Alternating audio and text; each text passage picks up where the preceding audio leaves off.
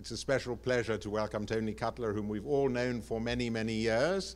And he has actually participated in some of the seminars at the Academy this semester, and I've told him, rather impertinently perhaps, that he should keep his questions to one at a time. So I hope that when he runs the sessions this afternoon, he will follow my lead in being a disciplinarian. But I'm sure that the discussions will take flight and that it will be hard to stop you. So I give the floor over to Tony. Thank you, Tony. I've never been called a disciplinarian before, but it's a great pleasure to do this, even though I personally know only some of the speakers. Therefore, I shall not comment on them personally, or indeed on their academic achievements, but simply to state their name and the title of the paper they're offering. Our first speaker is Professor Paul Arthur of the Università di Salento, Thoughts on the Geography of Artifact Production.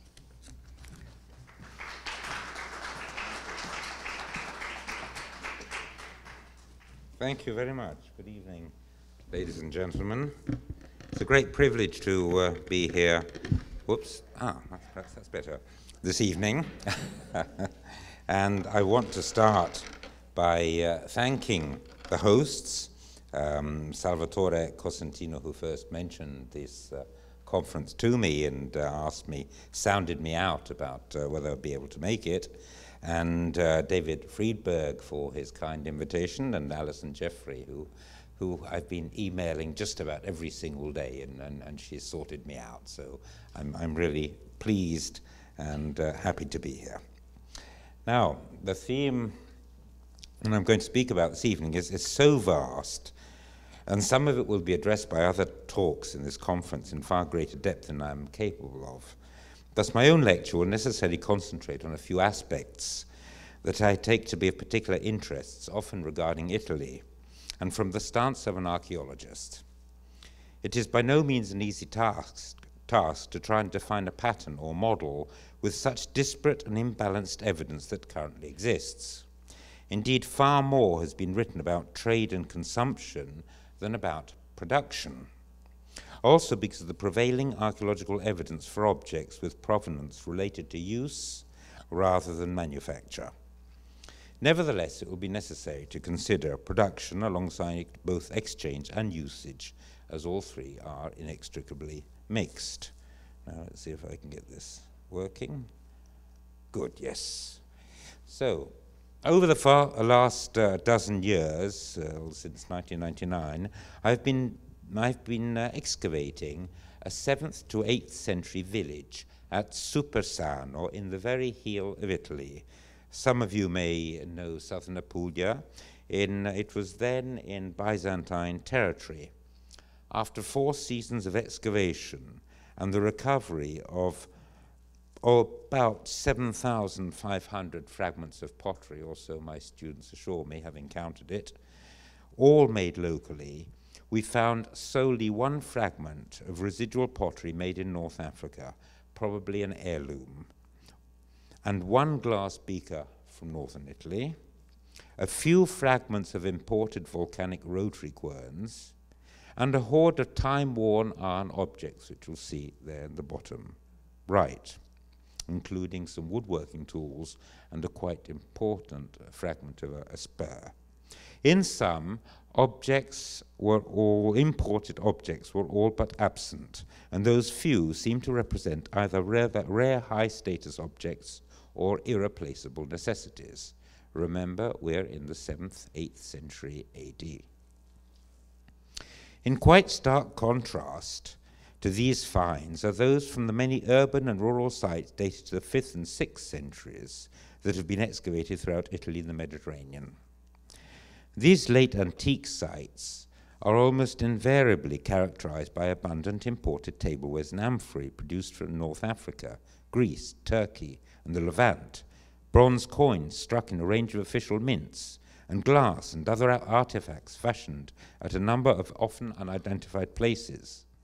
The differences between these earlier sites and Supersano is both in the quantity and in the quality of imported goods, with the former witnessing their position within a context of extensive and long-distance trade, and the latter implying substantial self-sufficiency.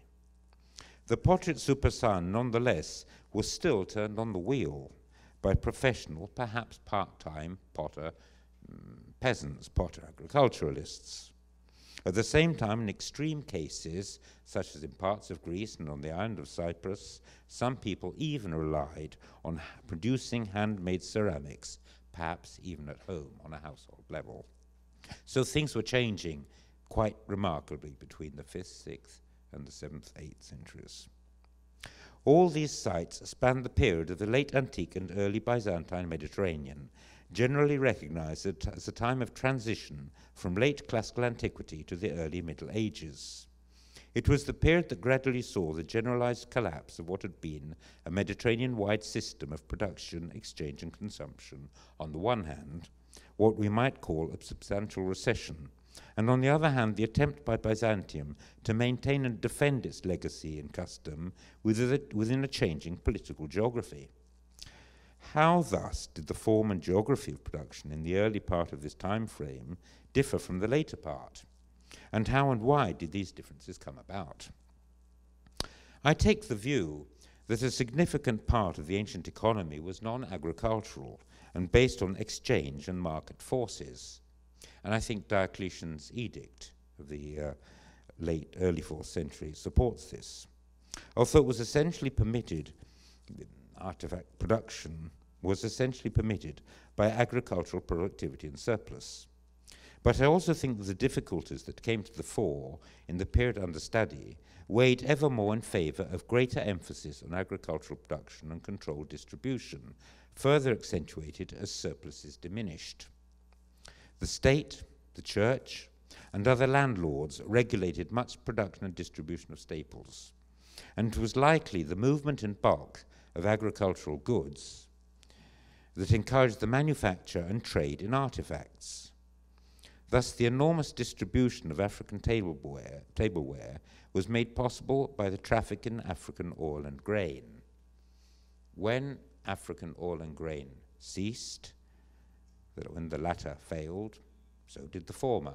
You see here quite clearly the great slump as Africa comes out of the equation.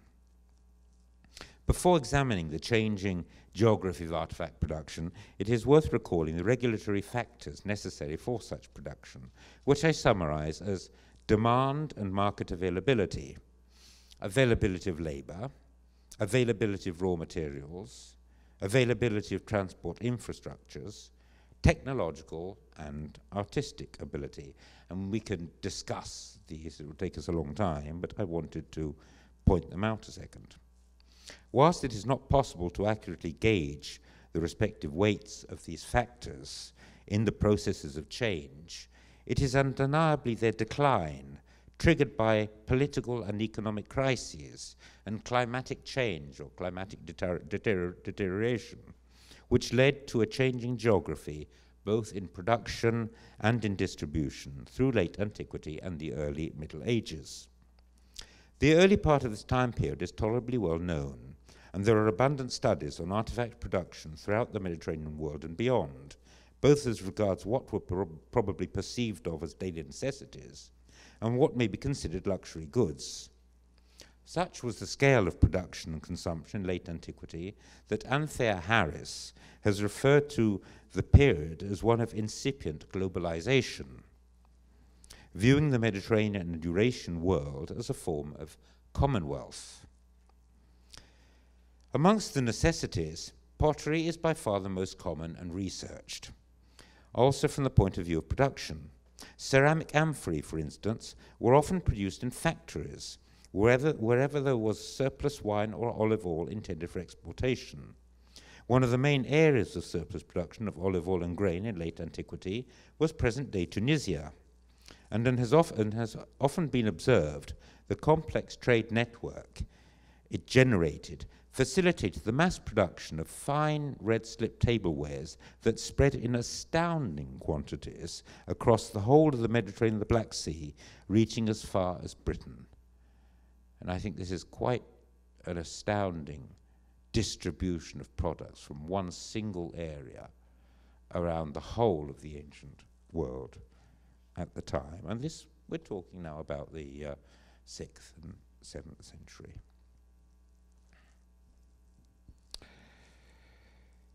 These productions were echoed by similar wares produced in Asia Minor, which took the lion's share of the market in the Eastern Mediterranean.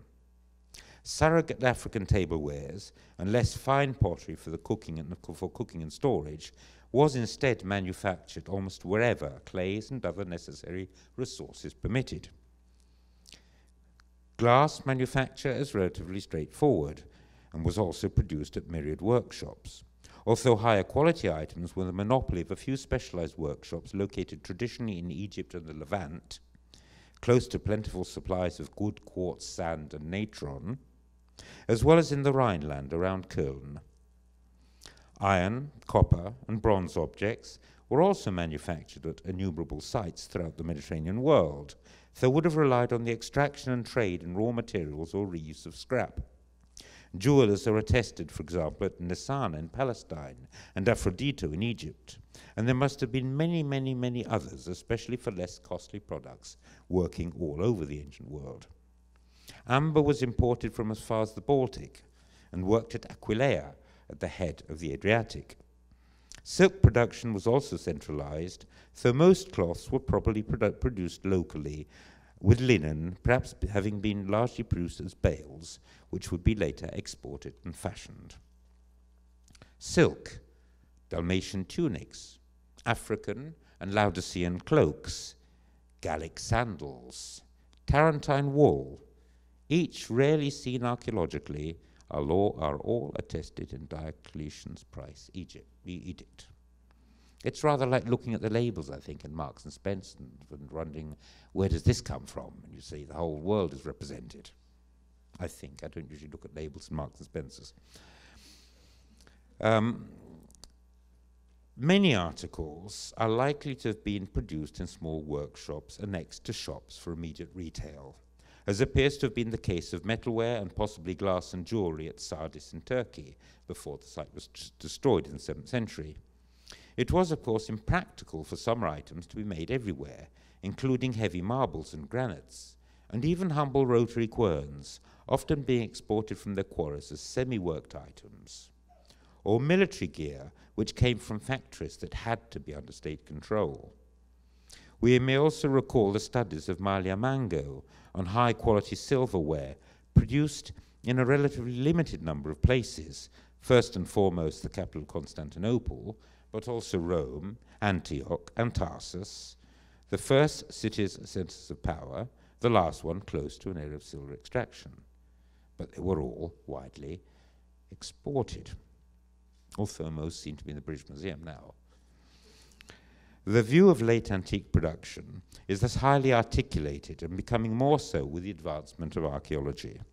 Nevertheless, it is clear that the manufacture of luxury artifacts was mainly cited in the few major population centers where elites, including state and ecclesiastical functionaries, congregated. As regards more mundane items, their sites of manufacture were ubiquitous and will often have been determined by the size of consumer bodies and the existing trade networks. However, things changed dramatically during the course of the 6th and 7th centuries, earlier in the West and later in the East, where there was a greater measure of political or social continuity. By the 6th century, a large part of North Africa, France, the Spanish Peninsula, and Italy had already succumbed to invading population groups from Northern Europe and Ukraine. Though some of these territories were retaken by the Emperor Justinian, most of Italy was once again lost with the arrival of the Lombards in 568.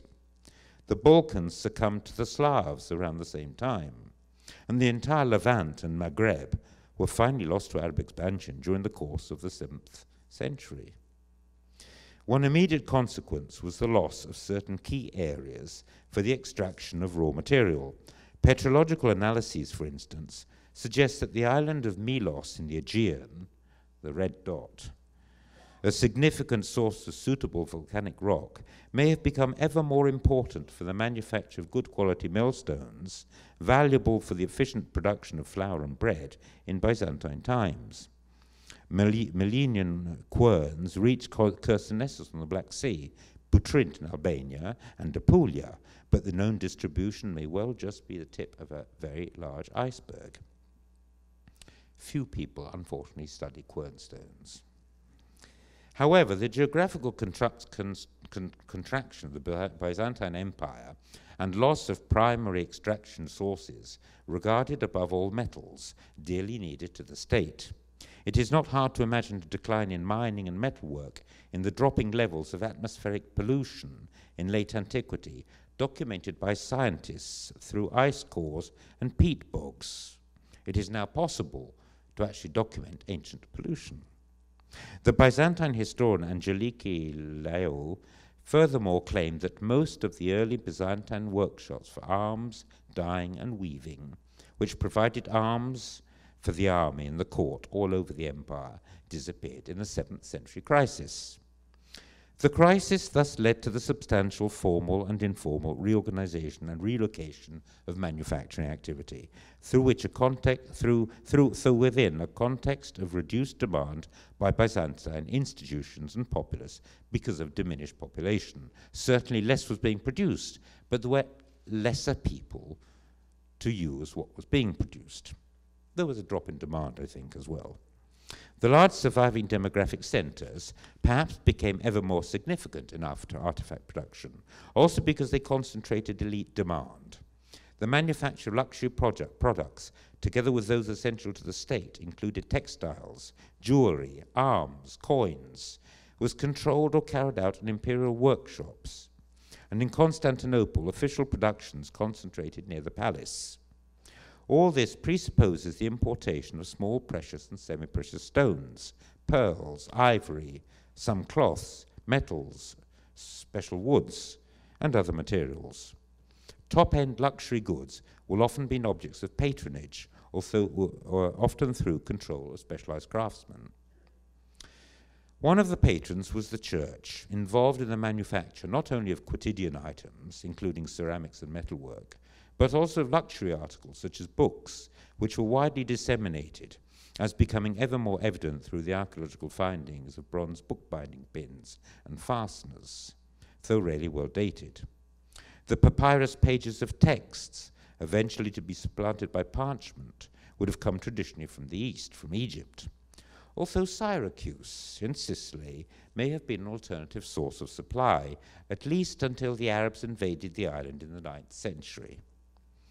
Indeed, with the crisis, significant new manufacturing sites came to the fore, which included Syracuse. Particularly with the loss of Egypt and North Africa during the course of the 7th century, the whole of Sicily became a substantial center of Byzantine agriculture and artifact production into the 9th century. It supplied grain to Constantinople, had an efficient mint, which gold and bronze coins circulated well into the Balkans and the Black Sea, and had even been singled out by Emperor Constans II as seat of the capital of the Byzantine Empire, even if it turned out to be the site of his own assassination in AD 668, and that rather put paid of the capital in Sicily. Again, we may have a rich client base that appears to have stimulated manufacture of a variety of objects that may have traveled throughout the empire. However, despite the rapidly growing number of Byzantine metal finds from the island, recently examined by Suzanne Metaxas in a very good doctorate at the University of Vienna, we still have little idea as to what was actually produced in the island or what was imported. So Syracuse is still a bit of a black hole. For glass and mosaic tesserae, we might cite the extraordinary find of a workshop on the island of Torcello, near Venice, dating between the 7th and 8th centuries, brought to light by Polish archaeologists in the early 1960s. Naples has yielded evidence for the production of glass and ironwork around the late 6th and early 7th century by the port, suggesting manufacture exportation, but perhaps I'm missing one here, as well as the site of Mitello at Otranto, which produced ceramics for exportation in the 8th century.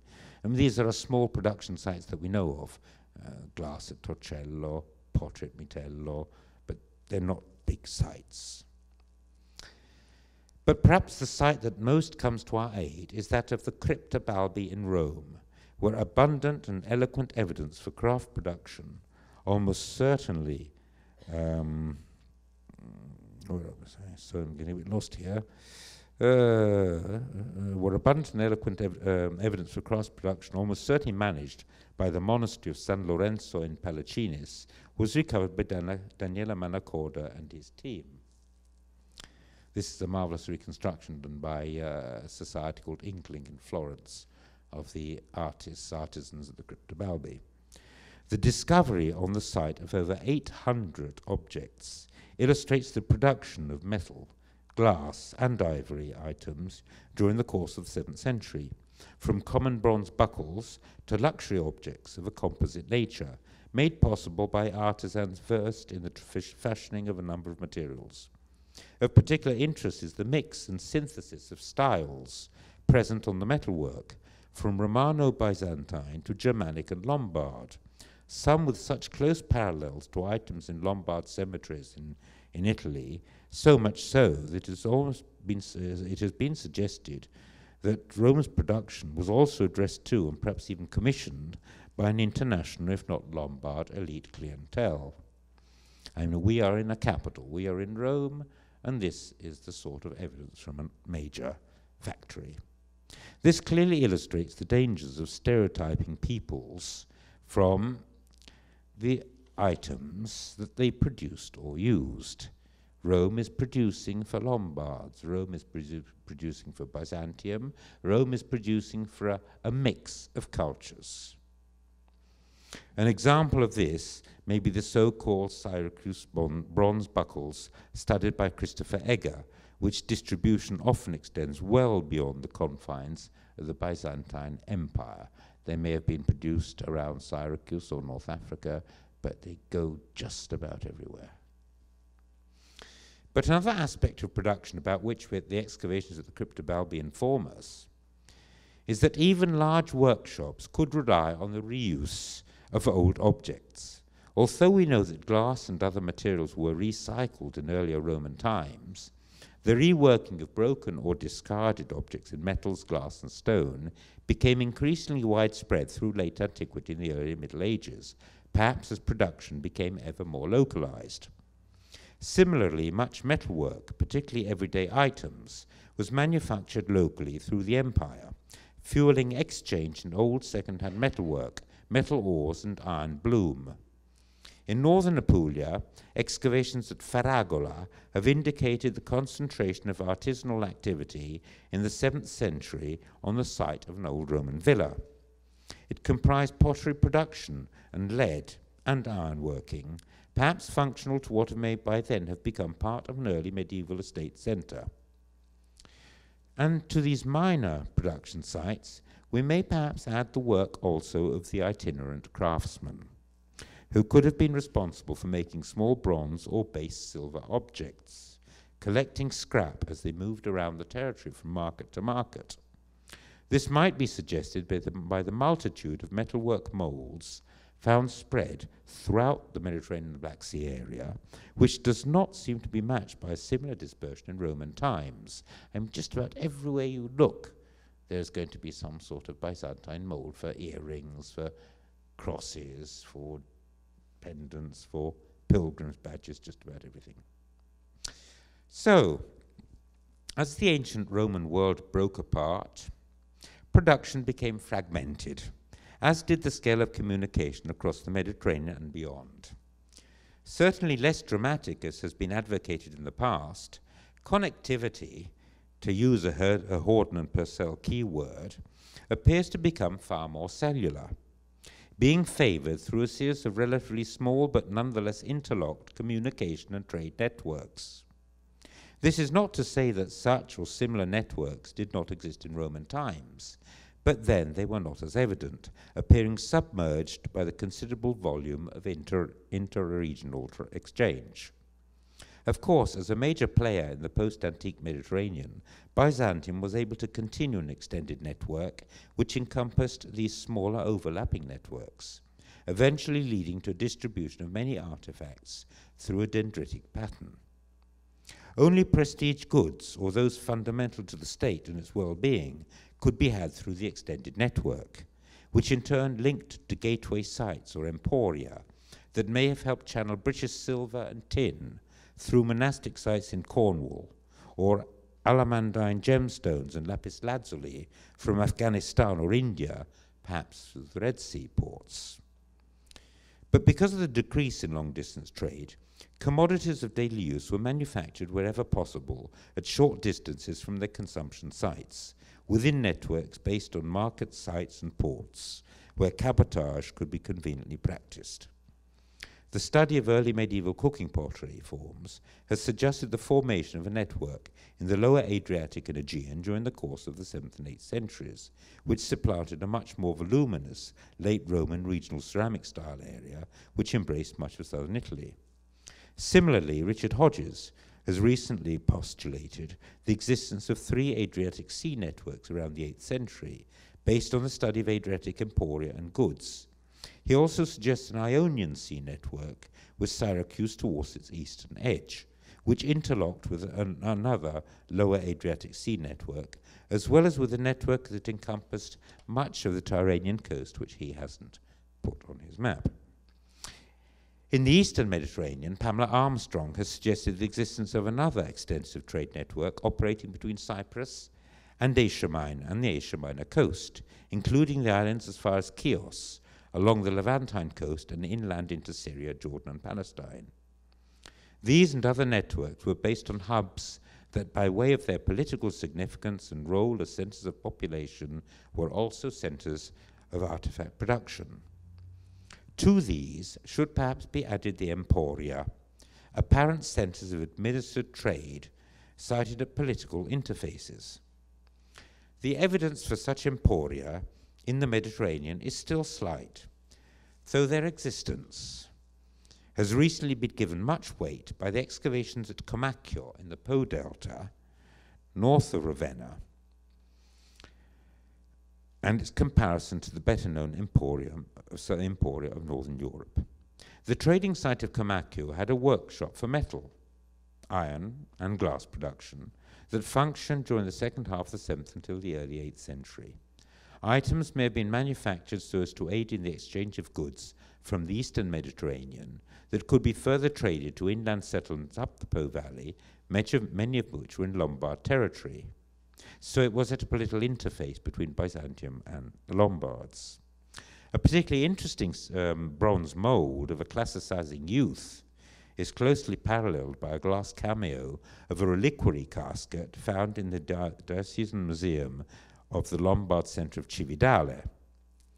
Comacchio was eventually a failed center, insofar that it lasted for a short time as emporium of political significance, giving way eventually to Venice, 52 miles to the north. Other Byzantine emporia existed, in which artifact production was an integral part of their activities, so they are still difficult to categorize. We might think of Calcana in Sicily, or perhaps of Amalfi, who many of you will know, along the coast of Campania, whose early history is still debatable.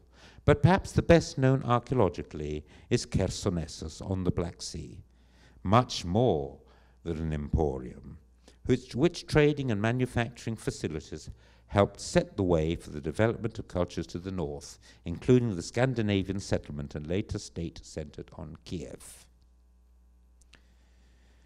In summing up, there is still clearly much to do for the future as we hand over our research to younger generations. Production sites need to be explored and fully published, particularly those concerning the manufacture of non-ceramic commodities. And the same goes for studies of artifact distributions. Indeed, from the point of view of both production and consumption, some major key sites are hardly known. Just from my own viewpoint in Italy, I can cite Syracuse yet again, Reggio Calabria, Taranto. However, Ravenna, and particularly Classe, stand out as a relatively well-researched economic complex. We can only hope that further enlightened excavations will soon take place that, with the current plethora of available analytical techniques for provenance analysis, residue characterization and manufacture, should go far towards our understanding of Byzantine workshops, production, and the early medieval economy. Thank you very much.